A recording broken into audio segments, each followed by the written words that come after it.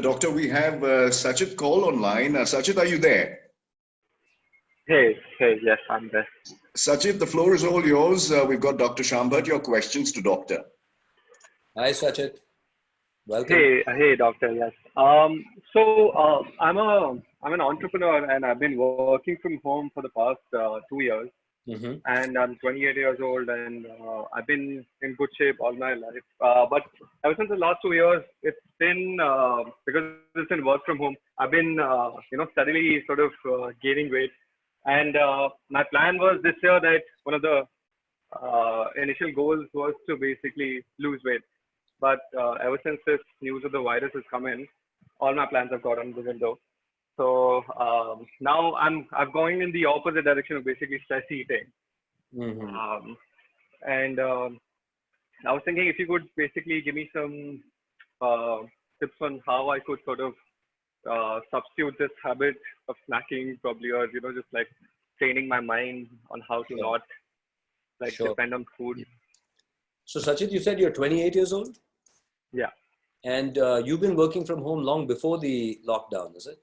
Yes. Okay, so in that sense, your lifestyle hasn't changed very much? Not at all, actually. So what? So you can't blame the lockdown then for this.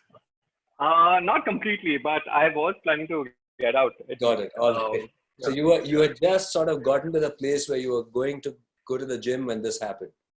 Yes. Okay. Be honest, were you kind of relieved also or not?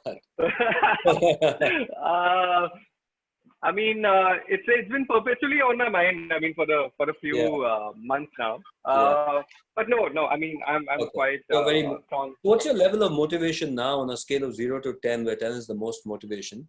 How motivated are you to getting on a good lifestyle? I would say probably like a 7 or an 8. What's that gap, Sachit? What's that 2 or 3? It's just probably like the discipline to get into a routine, like a daily routine. That sort of get up and plan your day in a way that sort of goes. What would you see as the right amount of exercise for you? What do you want to do? Probably like half an hour on an hour every day. And I mean, most of it was last year when I went for my annual health checkup. When my doctor told me to sort of start exercising half an hour every day. So that was more like a wake-up call also. Yeah. And you're stress eating as in eating sweets and unhealthy food like that? There's no portion control, I think. I see. Sort of mindless eating. Right. And you live by yourself, Sachit, or with family? I live by myself, yeah. Okay. And how stressed are you in general in terms of work and your startup and so on? Quite, because my startup was just about to, it was just starting to take off. The last quarter was quite good for us. Yeah. But since the whole world has sort of stopped, so right, it's on pause. Like life feels on pause right now, basically. That's right. Yeah. And how's your sleep? Are you sleeping all right? Yeah, I get like 8 hours of sleep. That's 8 or more, yeah. One of the questions our listeners are probably dying to know: where are you getting these supplies of unhealthy food at this time? It's all Swiggy. I get it. Swiggy or the online delivery. Sachit, listen, I think I really empathize with you with what you're going through. You are 28. You were doing. I'm sure your startup, as you said, was doing well when something unprecedented hit all of us, and including you. And it's of course, I can understand the stress that you must be feeling. Now let's break this down. They're all kind of related, Mm-hmm. So when you're stressed, your metabolism actually changes. And so there's data saying that when we are stressed, we're more likely to, gain weight and of course choose unhealthy food. So one of the things we need to look at is stress reduction for you. The second thing is in terms of habit building, which is to get to your goal of having a balanced lifestyle and healthy and enough exercise. Now, as far as that goes, the key principles to building a habit is to start small and go slow. It's really, really key. take baby steps, uh, and a lot of high achievers like yourself, you're often set very high targets, and sometimes you can get demotivated because of that.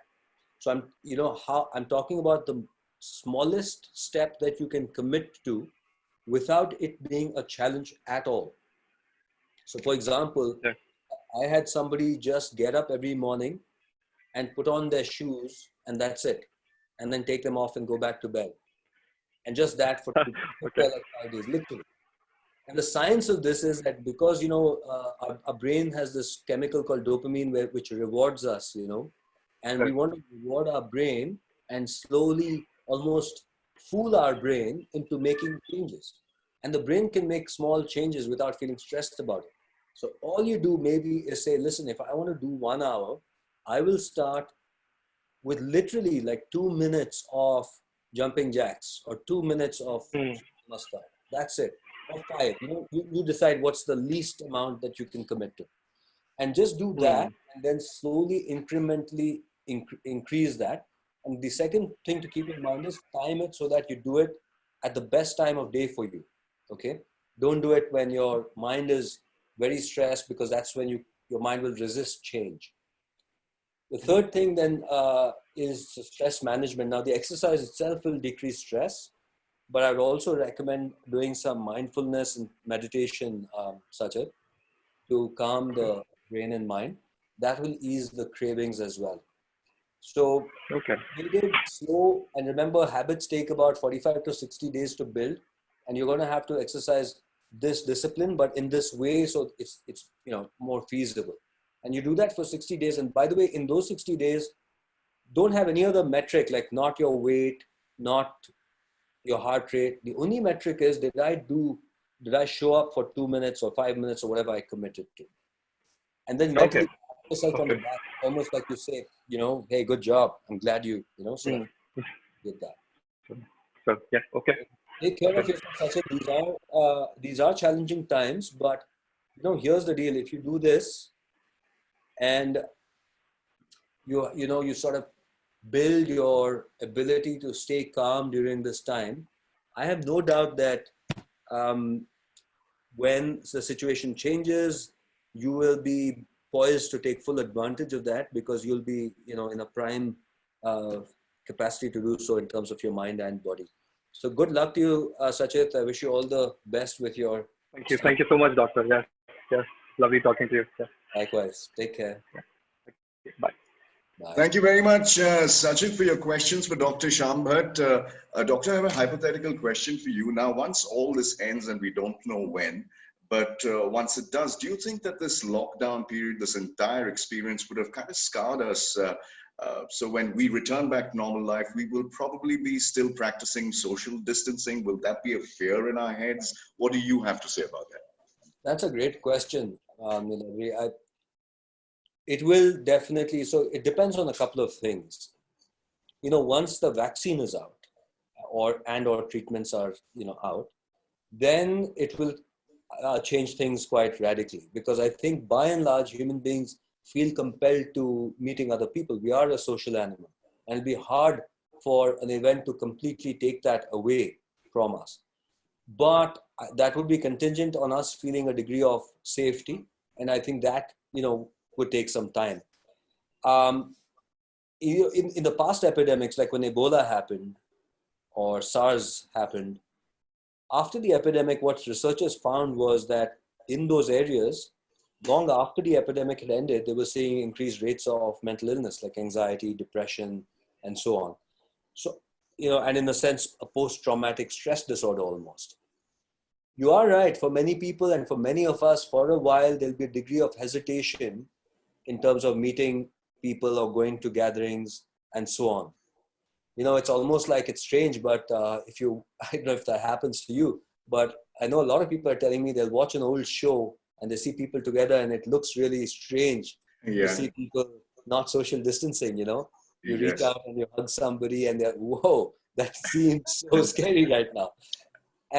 But eventually that'll go away, especially when we actually find the vaccine or develop the vaccine or treatment. right. Until then, yes, there will be hesitation.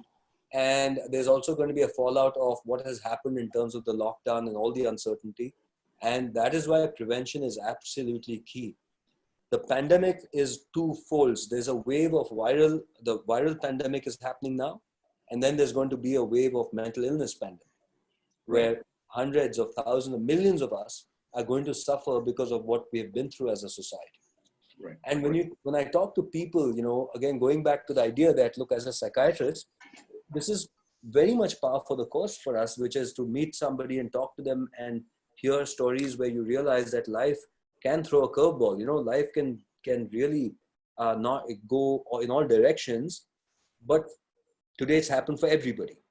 And what I say to people is what the data tells us, which is when we suffer or when we are challenged, that's the only time we grow. We don't become stronger mentally during good times. There's not a single person who, was partying every day and then suddenly found himself transformed into the Buddha. It's not going to happen. But suffering has been the fuel for spiritual and psychological transformation from the beginning of time. We have seen that. Yeah. And that's the point, that yes, this is a hard time. I will not deny that. I'm not going to deny that. I'm not going to sugarcoat it. I'm not going to say, hey, just put a smile on your face and be positive. That's not what I believe. But I do believe that if you get real with yourself, if you allow yourself to feel, this is so important fundamentally that I'll just take a couple of minutes, Niladri, to talk about that. For sure.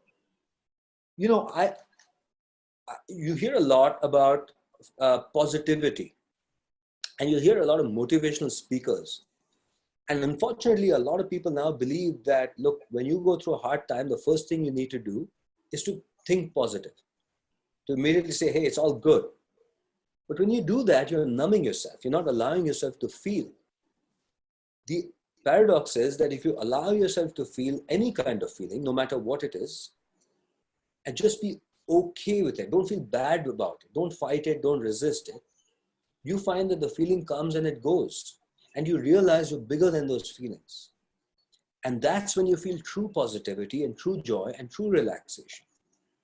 That's what we have to do, all of us. We have to take care of our physical health, our mental health, and get to a point where we are able to embrace uncertainty by finding certainty within, which we can find when we connect with what we are doing moment to moment. You are in control right now. Your world is what's happening in your mind. How do you manage that so you don't allow the future worries and all of these catastrophic thoughts to start ruining the present moment? Right. That's what we have to do.